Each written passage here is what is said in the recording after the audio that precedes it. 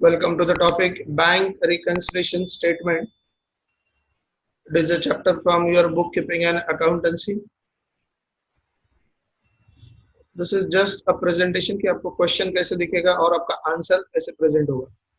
This is a question from your textbook illustration 3, third illustration. On 31st March 2019, the cash book of Mr. Arvind shows the bank balance of 57,400, but passbook shows the different balance. ये कुछ transactions लिखे हुए 6 transactions दिए हुए हैं. Last में लिखा है prepare a bank reconciliation statement as on 31st March 2019. फिर आपका ये आंसर का फॉर्मेट है. तो अगर आप देख रहे हो यहाँ पर ये कोई अकाउंट नहीं है, डेबिट क्रेडिट नहीं है यहाँ पर, इट इज अ स्टेटमेंट. हमारे चैप्टर का नाम ही क्या है, टॉपिक का नाम ही क्या है, bank reconciliation statement. So it is presented in the form of statement. एक के नीचे देखो यहाँ पर लिखा है balance as per cash book. कुछ रीजंस को ऐड किया है, कुछ रीजंस को लेस किया है, and bank balance as per passbook. तो इस टाइप में आपका आंसर प्रेजेंट होगा. आपको क्वेश्चन लगभग इस टाइप पैराग्राफ स्टाइल में आएगा. और भी एक स्टाइल है क्वेश्चन का, तो आपका आंसर इस स्टाइल में प्रेजेंट होगा. तो ये क्या चीज है एग्जैक्टली, बैंक रिकंसिलिएशन होता क्या है, क्यों प्रिपेयर करते हैं, इसके बारे में पहले हम लोग डिस्कस करेंगे. हमारा पहला टारगेट है just to explain you what is a bank reconciliation statement. ये होता क्या है, क्यों बनाते हैं, बिजनेस में इसकी जरूरत क्यों पड़ती है. So let's start with the theory part. Now we are talking about the cash book bank column only. आपने इससे पहले सब्सिडरी बुक्स चैप्टर में कैश बुक पढ़ा था. तो अभी हम लोग कैश बुक के सिर्फ बैंक कॉलम के बारे में बात कर रहे हैं. कैश बुक के सिर्फ बैंक कॉलम के बारे में बात कर रहे हैं. बैंक कॉलम की डेबिट साइड जो होती है that is receipt side. Cash book के सिर्फ बैंक कॉलम के बारे में बात कर रहे हैं. कैश बुक की जो डेबिट साइड है that is called as receipt side. मतलब हमारा बैंक बैलेंस बढ़ते जाएगा. और कैश बुक की क्रेडिट साइड, कैश बुक की credit side which is called as payment side, जहां पर हम लोग बैंक से पेमेंट करने वाले हैं, मतलब बैंक बैलेंस माइनस होते जाएगा. फिर से एक बार, कैश बुक हम लोग सिर्फ बैंक कॉलम की बात कर रहे हैं. तो कैश बुक की डेबिट साइड जो होती है वो रिसीट साइड होती है. मतलब हमारा बैंक बैलेंस यहाँ पर हम लोग एंट्री पास करके मतलब बैंक बैलेंस बढ़ते जाएगा. एंड कैश बुक की क्रेडिट साइड मतलब पेमेंट साइड होती है. यहाँ से हम लोग पेमेंट कर रहे हैं बैंक से, मतलब क्रेडिट साइड में एंट्री हो रहा है, इसका मतलब बैंक बैलेंस कम होते जाएगा. अब जब हम लोग बैंक में अकाउंट ओपन करते हैं, जब बैंक में अकाउंट ओपन करते हैं, तो अगर हमने सेविंग बैंक अकाउंट ओपन किया है तो हमको जो मिलता है वो पासबुक है. और अगर हमने करंट अकाउंट ओपन किया है तो bank do not provide passbook, bank provide bank statement. होता वही है. Passbook is a book, bounded book है ना, वो आपकी नोटबुक की तरह एक छोटा सा स्मॉल बुकलेट टाइप होता है, but it is a bounded. Bank statement ये लूज पेपर्स है. मतलब करंट अकाउंट होल्डर्स को नॉर्मली बैंक पासबुक प्रोवाइड नहीं करती. They provide the statements, pages provide करते हैं regarding the transaction, details of transactions of their account. तो अगर सेविंग अकाउंट है तो पासबुक इशू किया जाता है, और अगर वो करंट अकाउंट है तो normally bank issues the bank statement. आता है एग्जैक्टली. अभी हम लोग एक एग्जांपल से स्टार्ट करते हैं. से this is cash book bank column. मैंने सिर्फ बैंक कॉलम प्रिपेयर किया. अगर आप देख रहे हो यहाँ पर date, particulars and bank column, date, particulars and bank column. बहुत सारे कॉलम्स हमने यहाँ पर नहीं लिखे. जैसे आपको पता है कैश बुक में बहुत सारे और कॉलम होते हैं. रिसिट साइड में होता है रिसिट नंबर, फिर उसके बाद होता है LF, फिर उसके बाद कैश, है ना. ये सारे कॉलम्स हमने रिकॉर्ड नहीं किए. आज हम लोग सिर्फ किस पर कॉन्सेंट्रेट करने वाले हैं, बैंक कॉलम पर. किस पर कंसंट्रेट करने वाला है, बैंक कॉलम पर. तो ये कैश बुक है. और बैंक में अगर हम लोग अकाउंट ओपन करते हैं तो बैंक हमको एक छोटा सा स्मॉल बुकलेट इशू करते हैं which is called as what, passbook. और अगर करंट अकाउंट है तो उसको बोला जाता है बैंक स्टेटमेंट, जिसके नॉर्मली ये कॉलम्स होते हैं date, particulars, cheque number, withdrawals, deposits, balance, and last में होता है एक सिग्नेचर करके. तो यहाँ पर उतना स्पेस नहीं है इसलिए मैंने वो कॉलम ड्रॉ नहीं किया है.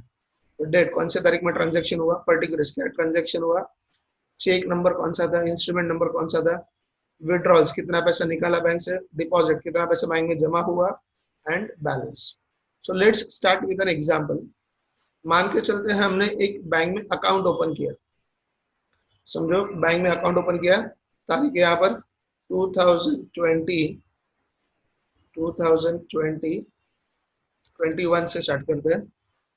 सो 2021 जनवरी फर्स्ट को हमने अकाउंट ओपन किया। जनवरी फर्स्ट को हमने अकाउंट ओपन किया, तो अकाउंट ओपन करेंगे मतलब बैंक में पैसा जमा करना होगा। अकाउंट ओपन करेंगे मतलब बैंक में पैसा जमा करना होगा, तो अकाउंट ओपन होता है। तो हम लोग यहाँ पर कैश डिपॉजिट कर रहे हैं, तो कैश अकाउंट, और बैंक में हमने डिपॉजिट किया 1 लाख रुपए। तो कैश बुक में हमने एंट्री किया। कैश बुक ये कौन मेंटेन करता है? बिजनेसमैन। बिजनेसमैन का अकाउंटेंट। तो बिजनेसमैन जिस बुक में एंट्री करता है उसको बोलते हैं कैश बुक।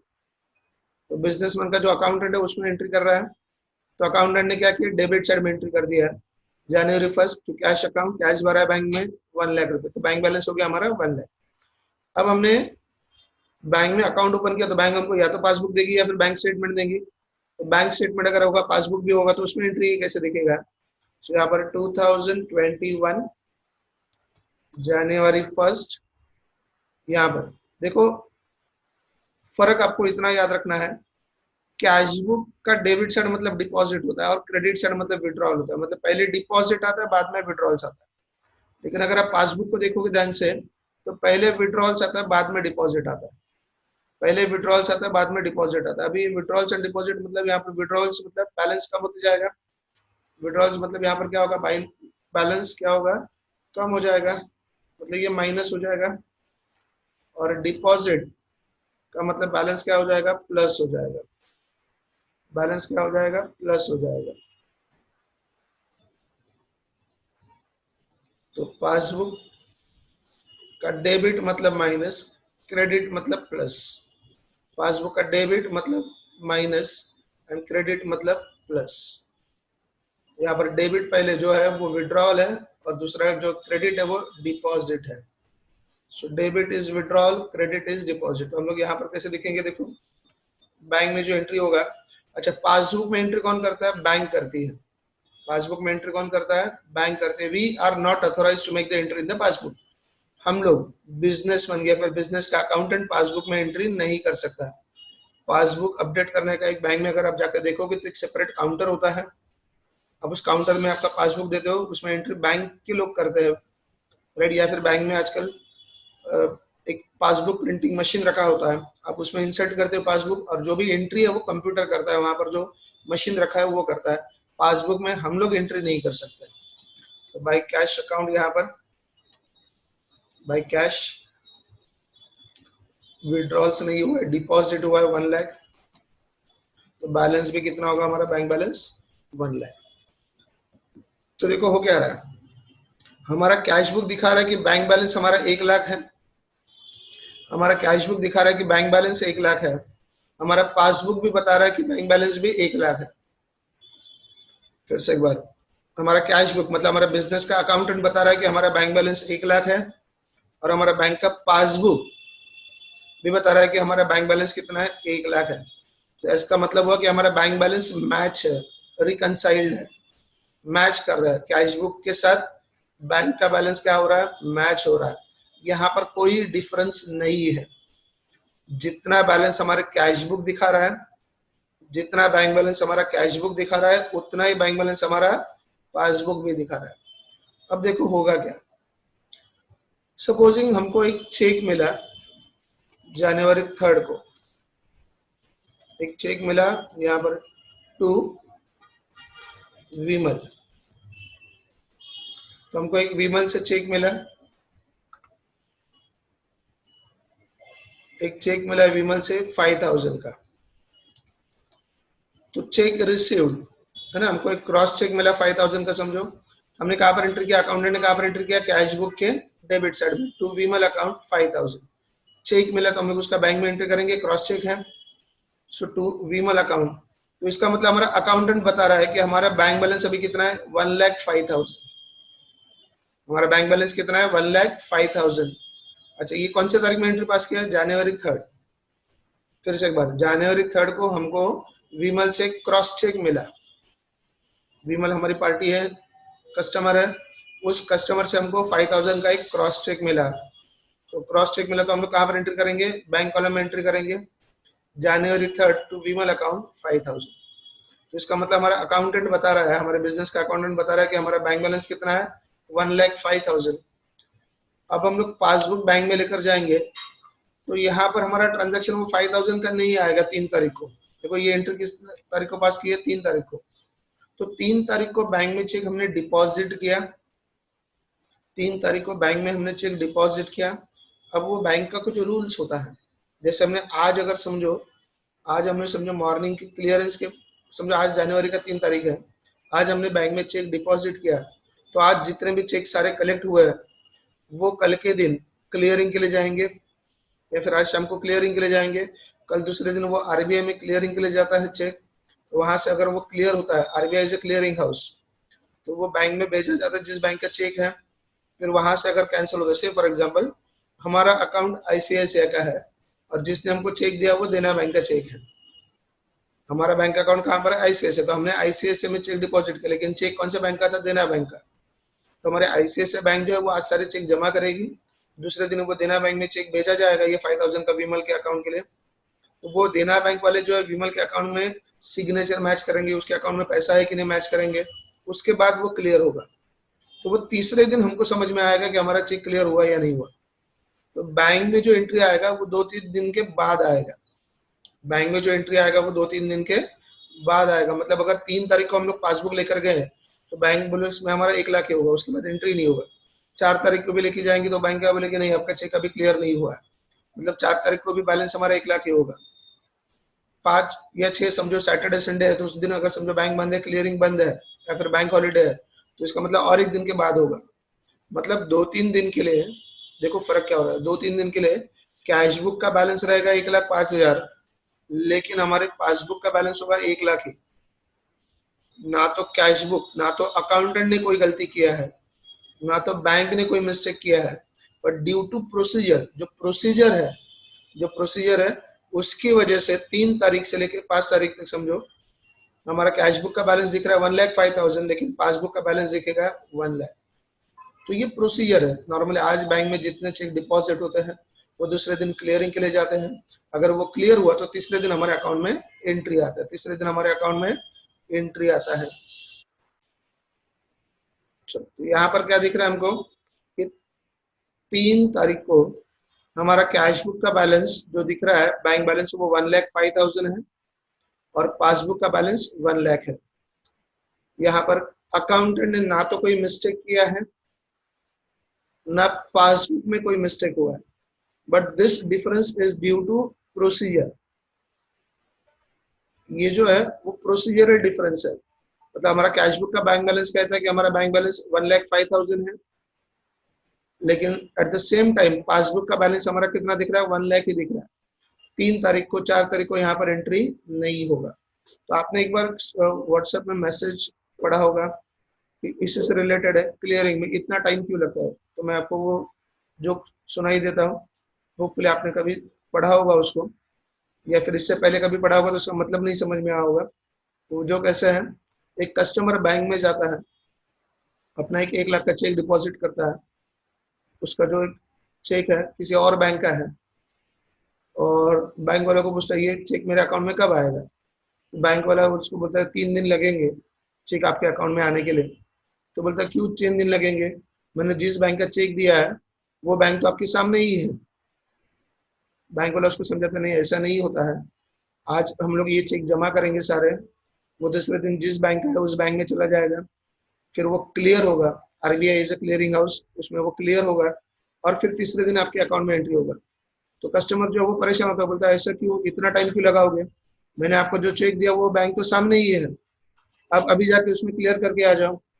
तो बैंक वाला बोलता है रुको मैं आपको एक एग्जांपल देता हूँ कि क्या है। तो वो ये बताता है कि समझो आप किसी ग्रेवयार्ड के बाजू में से जा रहे हो, स्मशान भूमि के बाजू में से जा रहे हो, और आपको समझो वहां पर ही अटैक आ गया, आपको वहां पर ही अटैक आ गया, तो क्या लगता है आपको वहां से डायरेक्टली ग्रेवयार्ड में जाकर आपको जला देंगे क्या, नहीं, क्या करेंगे वहां पर आपको घर वालों को पहले कॉल करेंगे, आपको पहले घर पे लेकर जाएंगे, आपके रिलेटिव्स को दिखाएंगे, फिर वो रोना धोना करेंगे, फिर आपको नहलाएंगे ना, आपकी पूजा करेंगे, उसके बाद स्मशान में लेकर आएंगे। It's a procedure. अब उस प्रोसीजर को नहीं टाल सकते। कस्टमर बोलते भाई ठीक है, जितना दिन लेना है वो ले लो, लेकिन इतना खतरनाक एग्जाम्पल मत दो। हैव यू फॉलोड समथिंग कि ये क्या है, what we are trying to say. So now देखो, इस चीज को एक्सप्लेन करने के लिए कि ये बैंक बैलेंस में डिफरेंस क्यों, हम लोग एक स्टेटमेंट बनाएंगे। क्या स्टेटमेंट बनाएंगे, तो हमारा बैलेंस, कैश बुक का बैलेंस कितना है, 1,05,000। बैलेंस कितना है कैश बुक का, 1,05,000। And balance as per passbook 3 जनवरी की बात कर रहे हैं, तो बैलेंस एज पर पासबुक वो कितना है, सिर्फ 1,00,000 ही है। तो हमारा एक बुक बता रहा है कि हमारा बैंक बैलेंस 1,05,000 है, दूसरा बैंक बुक बता रहा है कि बैंक बैलेंस हमारा 1,00,000 है। तो ये डिफरेंस क्यों है 5,000 का, तो क्यों डिफरेंस है हमने देखा यहाँ पर, डिफरेंस क्यों है, हमने चेक डिपॉजिट तो किया लेकिन अभी वो क्या नहीं हुआ, क्लियर नहीं हुआ। हमने चेक डिपॉजिट तो किया है लेकिन अभी क्या नहीं हुआ, क्लियर नहीं हुआ। मतलब हमने यहाँ पर कैश बुक में उसको प्लस किया है लेकिन अभी वो पासबुक में प्लस नहीं हुआ है। तो पासबुक में जो हमने प्लस किया है, डेबिट साइड रिसीट साइड में लिखा है प्लस, तो उसको माइनस करेंगे तो हमारा बैलेंस मैच हो जाएगा। तो यहाँ पर हम लोग इसको लेस में लिखेंगे, cheque deposited, cheque deposited but not clear. चेक हमने डिपॉजिट तो किया है लेकिन क्या नहीं हुआ, क्लियर नहीं हुआ। कितने का चेक है वो, 5,000। Check deposited but not clear, तो 1,05,000 लेस 5,000 चेक डिपॉजिट हुआ लेकिन क्लियर नहीं हुआ है, इसलिए बैंक बैलेंस कितना है, पासबुक का बैंक बैलेंस कितना है, 1,00,000। तो हम लोग ये जो स्टेटमेंट बना रहे हैं, देखो हम लोग अकाउंट नहीं बना रहे, वी आर प्रिपेयरिंग स्टेटमेंट। किसका स्टेटमेंट बना रहे हैं, रिकंसाइल कर रहे हैं। रिकंसाइल कर रहे हैं मतलब मैच कर रहे हैं। किस चीज को मैच कर रहे हैं, बैंक बैलेंस को मैच कर रहे हैं। देखो इसका मतलब समझो, स्टेटमेंट बना रहे हैं हम लोग, डेबिट क्रेडिट नहीं बना रहे हम लोग, एक स्टेटमेंट बना रहे हैं। स्टेटमेंट एक के नीचे एक लाइंस। किस चीज का स्टेटमेंट बना रहे हैं, रिकंसिलिएशन का। टू रिकंसाइल मतलब टू मैच। हम लोग किस चीज को मैच कर रहे हैं, balance as per cash book and balance as per passbook. Balance as per cash book and balance as per passbook, इसको मैच करने के लिए स्टेटमेंट बना रहे हैं। क्या चीज मैच कर रहे हैं, बैंक बैलेंस। हम लोग एक स्टेटमेंट बना रहे हैं किस चीज का, टू रिकंसाइल, टू मैच। किसको मैच करेंगे, बैंक बैलेंस को।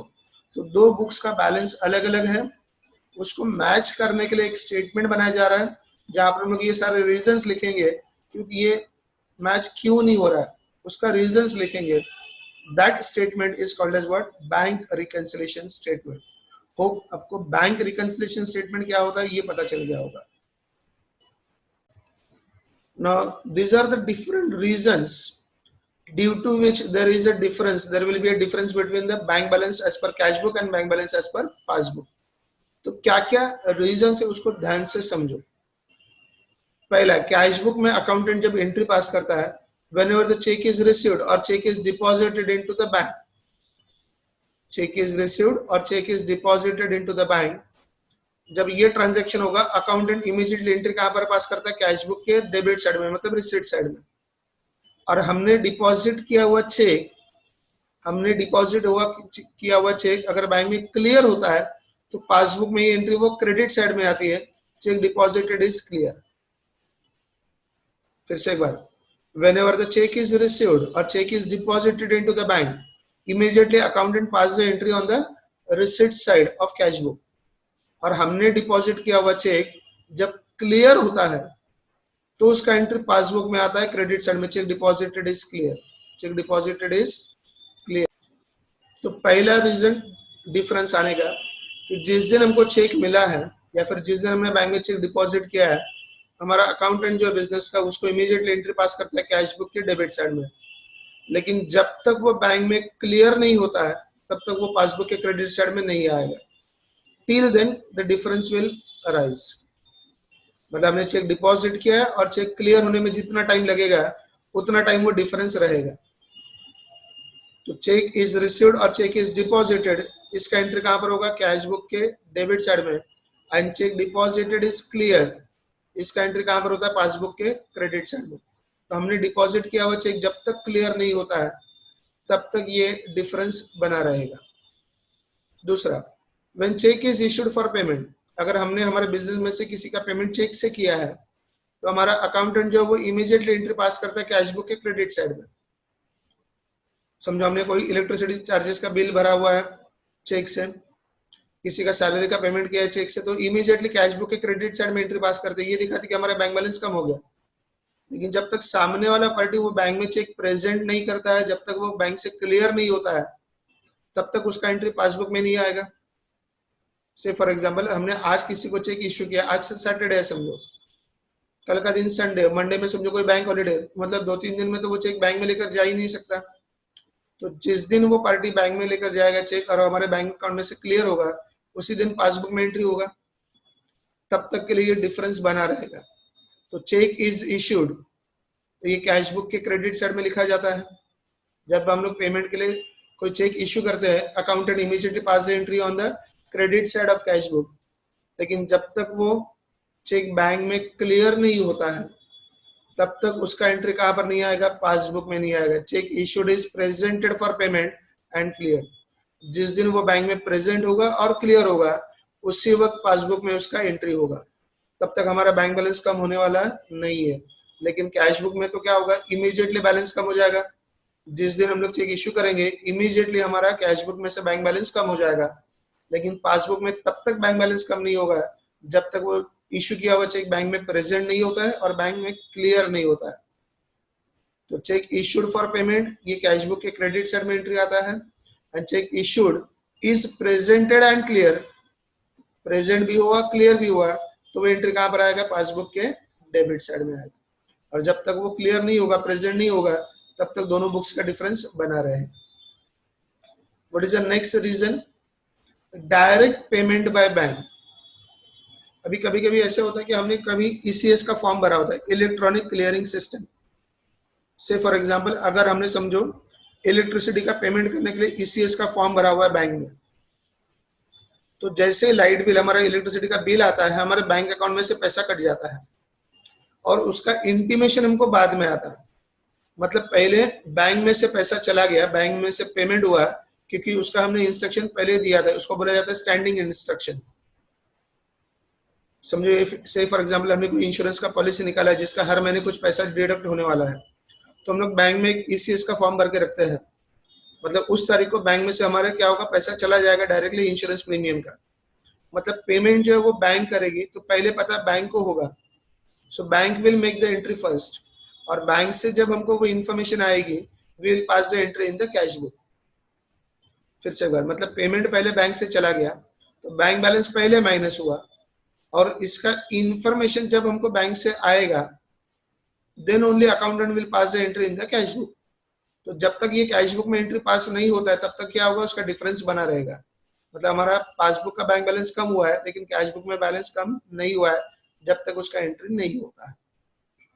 Similarly direct deposit by customer, direct deposit by customer, हमारे किसी कस्टमर ने हमारे अकाउंट में पहले पैसा जमा कर दिया, डायरेक्ट पैसा जमा कर दिया, तो ये पहले एंट्री किसको पता चला, बैंक को। सो bank will pass the entry in the passbook. तो हमारा बैंक अकाउंट, वहां पर बैंक बैलेंस बढ़ गया, पासबुक में बैंक बैलेंस बढ़ गया हमारा एक्चुअल में बैंक में। लेकिन जब तक इसका इंफॉर्मेशन हमको नहीं आता है, हमारे किसी कस्टमर ने पैसा भरा है, ये इंफॉर्मेशन जब तक हमको नहीं मिलता है, तब तक हमारा एंट्री कैश बुक में नहीं होगा। मतलब हमारा बैंक बैलेंस बढ़ चुका है, जिसका एंट्री बैंक स्टेटमेंट में हो चुका है, लेकिन कहाँ पर नहीं होगा, कैश बुक में नहीं होगा, जब तक हमको इन्फॉर्मेशन नहीं मिलता है। So direct payment by bank, direct deposit by customer. Direct payment अगर बैंक से हुआ तो बैंक में हमारा बैंक बैलेंस कम कर दिया है, लेकिन जब तक इसका इन्फॉर्मेशन नहीं मिलेगा हमको, हमारा कैश बुक का बैलेंस कम नहीं होगा। सिमिलरली किसी कस्टमर ने हमारे अकाउंट में पैसा जमा किया है, तो हमारा बैंक बैलेंस बढ़ चुका है बैंक में, लेकिन जब तक इसका इन्फॉर्मेशन हमको नहीं मिलता है, हम लोग उसका एंट्री कहाँ पर नहीं पास करते हैं, कैश बुक में नहीं पास करते। इसका मतलब पहले एंट्री बैंक में हुआ, मतलब पासबुक में हुआ, उसके बाद उसका एंट्री कहाँ पर होगा, कैश बुक में होगा। तब तक के लिए डिफरेंस बना रहेगा। Next is bank charges, interest, commission debited by bank. जैसे बैंक हमको ये सर्विस प्रोवाइड करती है कि हमको हर ट्रांजैक्शन के बाद एसएमएस भेजती है, बैंक हमको हर महीने स्टेटमेंट देती है, तो उसके कुछ चार्जेस है जो बैंक हमसे वसूल करती है। या फिर हम लोग कोई डिमांड ड्राफ्ट वगैरह निकालने के लिए जाते हैं तो बैंक हमसे कमीशन लेती है। अगर बैंक में हमारा ओवरड्राफ्ट चल रहा है तो बैंक उस पर हमको इंटरेस्ट चार्ज करती है, तो ये बैंक चार्जेस, इंटरेस्ट, कमीशन ये बैंक ने हमसे वसूल किया, मतलब बैंक ने डेबिट किया, विड्रॉल्स मतलब हमारे अकाउंट में से पैसा निकाल लिया बैंक ने। तो ये एंट्री किसने पास किया? बैंक ने। तो पहले तो पता बैंक को चला, हमको तो बाद में पता चलेगा जब बैंक हमको ये इंटीमेट करेगी। इंटीमेशन मतलब हमको जो नोटिस देगी इसके बारे में, उसके बाद हम लोग कैश बुक में एंट्री पास करेंगे। तो पहले एंट्री ये पासबुक में हुआ, अब तक एंट्री कैश बुक में हुआ ही नहीं है। जैसे बैंक हमको इन्फॉर्मेशन देगी, जैसे बैंक से हमको ये पता चलेगा कितना चार्जेस कटा है, कितना कमीशन लगा है, फिर कितना इंटरेस्ट लगा है, उसके बाद हम लोग यहाँ पर एंट्री करेंगे कैश बुक में, तब तक के लिए डिफरेंस बना रहेगा। डिविडेंड और interest collected by bank directly, हमने कहीं पर समझो इन्वेस्टमेंट किया, किसी शेयर्स में इन्वेस्टमेंट किया है, किसी बॉन्ड्स में इन्वेस्टमेंट किया है, उस शेयर्स का डिविडेंड, उस बॉन्ड्स का इंटरेस्ट हमको मिलता है। तो as per the latest mechanism procedure, तो वो जो डिविडेंड और इंटरेस्ट डायरेक्टली हमारे बैंक में जमा हो जाता है। तो वो डिविडेंड इंटरेस्ट हमारे बैंक में जमा हो चुका है, जिसका इंफॉर्मेशन बैंक को पहले मिलता है, तो bank will pass the entry first. फिर इसका इंटीमेशन हमको मिलने के बाद, इसका इंटीमेशन हमको मिलने के बाद हमारे कैश बुक में अकाउंटेंट एंट्री पास करेगा डेबिट साइड में। मतलब इसकी इंफॉर्मेशन बैंक को पहले पता चलती है, क्योंकि बैंक में पैसा जमा होता है, तो बैंक में एंट्री पहले पास होता है, और इसकी इंफॉर्मेशन मिलने के बाद अकाउंटेंट एंट्री पास करता है कैश बुक में। मतलब तब तक के लिए वो एंट्री सिर्फ पासबुक में है, कैश बुक में नहीं होता है। तब तक के लिए वो एंट्री पासबुक में है, कैश बुक में नहीं होता है। So these are the different reasons कि जिसकी वजह से आपके बैंक बैलेंस में डिफरेंस हो सकता है। इसके अलावा एरर्स भी है, कहीं हमारे अकाउंटेंट ने अमाउंट को गलत रिकॉर्ड किया है, उसका टोटल गलत किया है, ये रीजंस भी हो सकते हैं, लेकिन हमने उसको यहाँ पर रिकॉर्ड नहीं किया। These are the major reasons why there is a difference in the bank balance as per two different books, cash book and passbook. एक बार फिर से देखते हैं। चेक रिसीव्ड हुआ, हमने डायरेक्ट एंट्री पास किया कैश बुक में, लेकिन जब तक वो क्लियर नहीं होता पासबुक में उसका एंट्री नहीं आएगा। हमने पेमेंट के लिए चेक इशू किया, इमीडिएटली कैश बुक के क्रेडिट साइड में एंट्री होता है, लेकिन जब तक वो बैंक में प्रेजेंट नहीं होता, क्लियर नहीं होता, पासबुक में उसका एंट्री नहीं आता। मतलब एंट्री सिर्फ कैश बुक में है, पासबुक में नहीं है, तो डिफरेंस तो आएगा ही। देखो डिफरेंस कब आएगा? जब एक बुक में एंट्री और दूसरे बुक में एंट्री नहीं है, तो डिफरेंस आएगा। तो यहाँ पर क्या हुआ? चेक हमको रिसीव्ड हुआ लेकिन क्लियर नहीं हुआ, इसलिए पासबुक में एंट्री नहीं है, कैश बुक में है, तो डिफरेंस आएगा। हमने चेक इशू किया पेमेंट के लिए, कैश बुक में एंट्री है, लेकिन जब तक क्लियर नहीं होता पासबुक में एंट्री नहीं है, मतलब कैश बुक में एंट्री है, पासबुक में एंट्री नहीं है, तो डिफरेंस तो आएगा ही। फिर हमारे किसी कस्टमर में बैंक में पैसा जमा किया, तो पासबुक में एंट्री हो गया, लेकिन अभी इसका एंट्री किस में नहीं हुआ है? कैश बुक में नहीं हुआ है, तब तक के लिए डिफरेंस आएगा ही। वैसे बैंक ने कोई डायरेक्ट पेमेंट किया, हमारे इलेक्ट्रिसिटी चार्जेस का किया या फिर इंश्योरेंस प्रीमियम का किया है, तो उसका एंट्री बैंक में हुआ है, लेकिन जब तक इन्फॉर्मेशन नहीं आएगा हम लोग कैश बुक में एंट्री पास नहीं करेंगे, तो तब तक के लिए डिफरेंस बना रहेगा। हमने कहीं पर इन्वेस्टमेंट किया जिसका डिविडेंड इंटरेस्ट बैंक में जमा हो चुका है, तो पासबुक में एंट्री हुआ है, लेकिन अभी किस में एंट्री नहीं हुआ है? कैश बुक में एंट्री नहीं हुआ है, तो डिफरेंस तो आएगा। वैसे बैंक ने कोई चार्जेस वसूल किया है, बैंक ने हमारे ओवरड्राफ्ट पर इंटरेस्ट चार्ज किया है, तो इसका एंट्री बैंक में हुआ है, लेकिन अभी कहाँ पर नहीं हुआ है? कैश बुक में नहीं हुआ है। तो जब इंफॉर्मेशन मिलेगा उसके बाद कैश बुक में एंट्री होगा, तब तक के लिए डिफरेंस आएगा, क्योंकि एक बुक में एंट्री पास हुआ है, दूसरे बुक में एंट्री पास नहीं हुआ। Hope you have understood this reasons. Now will move to the question. देखो क्वेश्चन क्या है। On 31st March 2019 the cash book of Mr. Arvind shows the bank balance of 57,400। कौन सा बैलेंस दिया हुआ है? कैश बुक का बैलेंस दिया है। किसका बैलेंस दिया हुआ है? कैश बुक का। तो हम लोग आंसर में भी कैश बुक से स्टार्ट करेंगे। तो कैश बुक का बैलेंस कितना दिया है? 57,400। तो ये रहा balance as per cash book in the books of mister Arvind, ये ओनर का नाम है। Bank reconciliation statement as on 31st March, balance as per cash book कितना बैलेंस है? 57,400। फिर कुछ चीजों को ऐड किया, कुछ चीजों को लेस किया है। ऐड कब करना है, लेस कब करना है, वो सारी चीजें हम लोग अभी सीखेंगे। तो यहाँ पर देखो डेट यहाँ पर लिखा है 31st March 2019। तो BRS लास्ट में लिखा है prepare a bank reconciliation statement, BRS short form, as on 31st March 2019। Owner का नाम क्या है? मिस्टर अरविंद। आपके आंसर में देखो in the books of mister Arvind bank reconciliation statement as on 31st March 2019। कौन सा बैलेंस दिया है?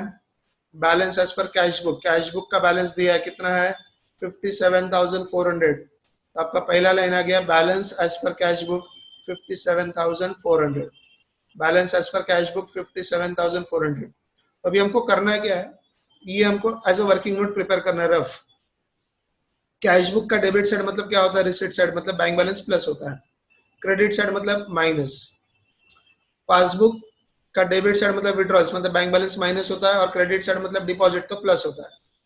हम लोग जहां से स्टार्ट करेंगे, देखो हमने स्टार्ट कहां से किया, कैश बुक से स्टार्ट किया है। कहां से स्टार्ट किया है, कैश बुक से स्टार्ट किया है। तो हमको सिर्फ क्या करना है, कैश बुक के साइन को रिवर्स करना है। फिर से एक बार, हमने स्टार्ट कहां से किया है, कैश बुक के बैलेंस से स्टार्ट किया है।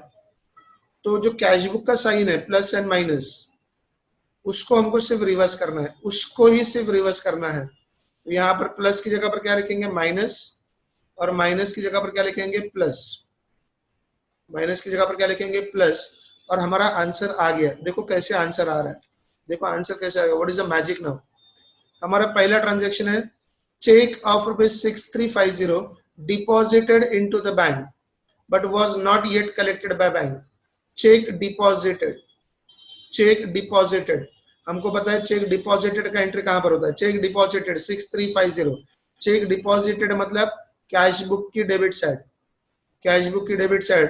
तो यहाँ पर हमारा अमाउंट आ गया वहां पर 6350, 6350, और हमारा वर्किंग नोट कहता है इसको हमको क्या करना है माइनस करना है। देखो उसके माथे पर 6350 के ऊपर क्या लिखा है माइनस, तो मतलब इसको माइनस करना है। देखो आपके आंसर में लेस में मिलेगा आपको cheque deposited but not yet collected by bank 6350, cheque deposited but not yet collected by bank 6350, cheque deposited into the bank. Cheque deposit करते हैं, एंट्री कहां पर करना होता है, कैश बुक की डेबिट साइड। तो हमने कैश बुक के डेबिट साइड में लिखा, क्या करना है उसको माइनस करना है, क्या करना है उसको माइनस करना है, क्या करना है उसको माइनस करना है। दूसरा देखते हैं, bank paid our electricity bill 9,700 which was not recorded in cash book. Cash book में तो रिकॉर्ड नहीं हुआ, लेकिन पेमेंट किसने किया है, बैंक ने किया है। So direct payment made by the bank, direct payment made by the bank 9,700, direct payment by the bank. ये हम लोग किधर लिखते हैं, पासबुक की डेबिट साइड में। तो यहाँ पर पासबुक के डेबिट साइड में वो एंट्री आएगा, पासबुक के डेबिट साइड में कितने का पेमेंट किया है 9,700, उसके ऊपर साइन क्या है माइनस का है, इसके माथे पर साइन कौन सा है माइनस का, मतलब इसको भी माइनस में लिखेंगे। तो देखो आंसर में माइनस में लेस में, electricity bill paid by bank not recorded in cash book, electricity bill paid by bank not recorded in cash book 9,700, 9,700। तीसरा है cheque issued to our supplier 15,100 was not presented for payment। हमने cheque issue तो किया लेकिन अभी तक वो bank में प्रेजेंट ही नहीं हुआ। चेक इशूड 15,100, चेक इशूड का एंट्री हम लोग कहां पर करते हैं, कैश बुक की क्रेडिट साइड। चेक इशूड का एंट्री कहां पर करते हैं, कैश बुक की credit side. So 15,100 cheque issued for payment. Cheque issue हुआ है लेकिन अभी क्या नहीं हुआ है, प्रेजेंट नहीं हुआ, मतलब पासबुक में नहीं आया। चेक इशू हुआ, चेक इशूड फॉर पेमेंट, उसके माथे पर क्या साइन दिख रहा है आपको प्लस, मतलब इसको प्लस करना है, 15,100 को प्लस करना है। देखो आपके आंसर में ऐड में check issued but not yet presented for payment, check issued but not yet presented for payment 15,100, 15,100। तो हमने चेक इशू किया, चेक इशूड फॉर पेमेंट, उसका एंट्री हम लोग कहां पर करते हैं, कैश बुक की क्रेडिट साइड। अब तक वो बैंक में प्रेजेंट नहीं हुआ, तो चेक इशूड कैश बुक की क्रेडिट साइड, तो उसके ऊपर क्या लिखा है प्लस, तो उसको क्या करना है प्लस करना है 15,100। नेक्स्ट ट्रांजैक्शन, अगला वाला ट्रांजैक्शन क्या देखो, interest on investment ₹8,800 was collected by bank was not recorded in cash book। Cash book में रिकॉर्ड नहीं हुआ है, interest collected by bank, dividend और इंटरेस्ट कलेक्टेड बाय बैंक हम लोग ये कहां पर लिखते हैं 8,800, डिविडेंड और इंटरेस्ट कलेक्टेड बाय बैंक हम लोग कहां पर लिखते हैं पासबुक के क्रेडिट साइड में। कहां पर लिखते हैं पासबुक के क्रेडिट साइड में, डिविडेंड और इंटरेस्ट कलेक्टेड बाय बैंक। तो उसके लिए अभी साइन क्या है प्लस है, उसके लिए साइन क्या है प्लस है, तो उसको प्लस में लिखेंगे। देखो प्लस ऐड में लिखा है इंटरेस्ट ऑन डिविडेंड, और interest on investment collected by bank not recorded in cash book 8,800 plus में। नेक्स्ट ट्रांजैक्शन है bank charges 650 was debited in passbook. Bank charges को पासबुक में डेबिट किया है, बैंक चार्जेस को पासबुक में डेबिट किया है 650। तो बैंक चार्जेस को पासबुक में डेबिट किया है, कितना डेबिट किया है 650। तो यहाँ पर 650 पासबुक में डेबिट किया है बैंक चार्जेस को, तो 650 को क्या करेंगे माइनस करेंगे, मतलब लेस करेंगे। 650 को क्या करेंगे लेस करेंगे, ये रहा bank charges debited in passbook only, bank charges debited in passbook only 650। And the last transaction, mister Tanmay our debtor directly deposited 12,000। Our debtor मतलब हमारा कस्टमर है, मिस्टर तन्मय आवर डेटर मतलब our customer directly deposited 12,000 into our bank account which was not entered in cash book। हमारे customer ने हमारे bank में direct पैसा जमा किया 12,000 जिसका एंट्री कैश बुक में नहीं है। So direct deposit by customer, direct deposit by customer ये हम लोग कहाँ पे लिखते हैं, पासबुक में लिखते हैं क्रेडिट साइड में, डायरेक्ट डिपॉजिट बाय कस्टमर। तो direct deposit by customer passbook के क्रेडिट साइड में साइन क्या होगा प्लस का, तो ये रहा प्लस में, ऐड में direct deposit made by debtor not recorded in cash book, direct deposit made by customer not recorded in cash book 12,000। फिर उसके बाद क्या करना है, ये जो ऐड करने वाले तीन बैलेंस है 15,100 8,800 प्लस 12,000 उसका टोटल आ गया 35,900। तो 57,400 ऐड 35,900 मिलकर हो गया 93,300। फिर ये जो लेस में उन तीनों का पहले टोटल करेंगे 6,350 प्लस 9,700 प्लस 650, तो ये आ गया 16,700। अब इन दोनों को क्या करना है लेस करना है। सो 93,300 लेस 16,700, तो bank balance as per passbook 76,600, bank balance as per passbook 76,600। So this is a part of your BRS। वो काफी आसान है अगर आपको ये वाले 8 ट्रांजैक्शन बाहर है कि कौन सा एंट्री होगा तो कहां पर आएगा। जैसे डायरेक्ट पेमेंट है तो पासबुक के डेबिट साइड में आएगा, bank charges debited by bank तो पासबुक के डेबिट साइड में आएगा, डिविडेंड और इंटरेस्ट कलेक्टेड बाय बैंक तो पासबुक के क्रेडिट में आएगा, direct deposit by customer passbook के क्रेडिट साइड में आएगा। अगर आपको ये लाइंस बाहर है, check issued for payment cash book के क्रेडिट साइड में आएगा, चेक डिपॉजिटेड कैश बुक के डेबिट साइड में आएगा। अगर आपको ये स्ट्रक्चर बाहर है तो for you BRS will be a scoring question, BRS will be a scoring question।